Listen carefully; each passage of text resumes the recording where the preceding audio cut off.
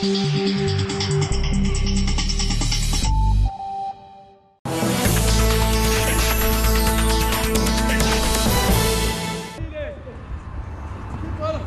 soccer at the weekend is part of life in South Africa, and not just since the 2010 World Cup.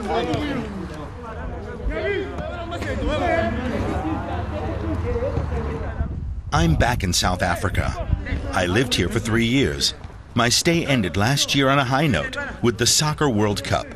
Now I'm back to try and find out how the mega sporting event has changed South Africa.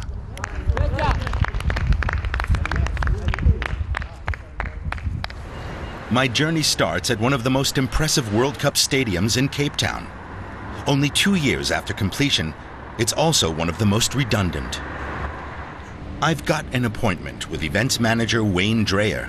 He's one of 70 staff who look after the stadium. It costs 6 million euros a year. The grass is cut every day. I want to ask Wayne if the revenue from the stadium can cover those costs, and I get a surprisingly open answer to my question.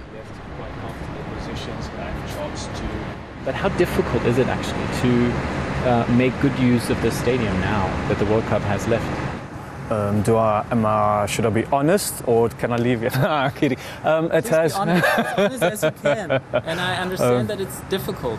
It has been very difficult, I think, after the World Cup. But then Wayne says very quickly that there were recently 2 completely sold-out concerts. He also says the stadium is extremely popular for weddings. And there are daily guided tours for tourists. This forms part of the tour, and then up to level 5, which is the suites. That forms part of the tour. Weddings, tours, but only 7 soccer games since the end of the World Cup. Cape Town has 3 First Division teams. But as he carries out his inspection, Wayne explains that they prefer to play in smaller stadiums. You're attracting possibly only 4,000 people into a stadium which hosts 55,000. I don't think it's also going to look good. After talking to Wayne, I'm feeling deflated. Obviously, the critics were right. At least some of the new stadiums have turned into white elephants since the end of the World Cup. My journey continues. From Cape Town, I travel the 30 kilometers to Bleekisdorp. It's a depressing place. Here I meet Dennis Gabriels. Sorry? Like many unskilled workers, he lived on the streets in central Cape Town until shortly before the World Cup. But one day, his spot was cleared away. I wasn't at home that time. I was at work, you see. So when I just came back from work, I saw everything is gone. Yeah, and I had to find out where is Bleekisdorp. I didn't know where's Bleekisdorp. I only heard about Bleekisdorp. See, so the next day I came here. Like Dennis, many others were resettled because the city wanted to spare World Cup tourists the sight of homeless people. When I asked the residents here for their feelings as they look back at the World Cup, the discussion heats up. Most of them are furious about the conditions here. Some are desperate. There's no food. We can't go out. It's very far. And it's a problem. It's a problem. Why did they dump us here? Why? The residents ask me to come and see how they live. Okay, first come to this, yes, no tap, as you can see. Yes, here is no tap. People must walk from the other to another block to come and tap water. I mean, it's raining, it's cold, and here around, as you guys can see. Here. Look at this toilet. See how this toilet? Huh? You must go sit in the booth or must sit on the bucket.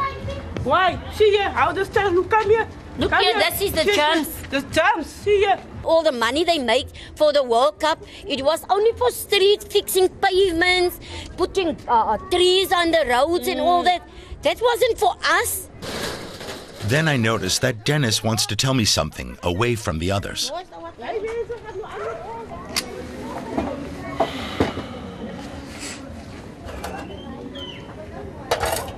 Then Woodstock, we didn't have that stuff. We had to cook on fire and all that, you see? And we had to light candles and all that. But now we got electricity. I'm actually glad for that. See? I don't blame the World Cup. I'm actually glad the World Cup was here. When I leave Blikkestorp, I'm conflicted. I can understand the anger of the residents. But like Dennis, I think it's still better than living on the street. My next stop is Johannesburg. For years, it was seen as one of the world's most dangerous cities. I want to find out if it's become safer. Shortly before the World Cup, more than 30,000 additional police officers were hired. Most Johannesburgers think it's gotten better. The government actually put a lot of money and effort into pushing safety and regulations and everything like that towards the World Cup. And we, as South Africans, appreciate that. You know, we did live a bit in fear, but I think that it woke our police force up, it woke the security people up, it woke us up. As I walk through Johannesburg, I notice a lot of policemen. When I used to live here, the police presence was never as high profile as it is now. That evening, I also feel safer than a few years ago. I'm at a rugby game, the most popular sport for white South Africans. I want to know what they think about the Soccer World Cup, if they think it brought the different races together. Yeah, it has built up the country a lot, especially in the workplace. You know, there's a lot less aggression in the country, and it has improved the country, and it's made South Africans proud of their own country again. I mean, I also go and bought me a T-shirt of Bafana Bafana, the first time in my life. More understanding. I understand more of my fellow South African now than I did before because of the World Cup. Yeah. I'm surprised that the white South Africans see the World Cup so positively.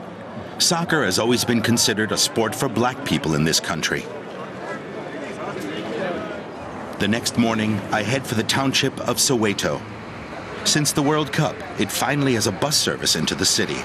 Before that, people had to use private minibuses. They usually get stuck in traffic, but now the bus zips along in its own bus lane. At the next stop, I talk to a woman who uses the service every day.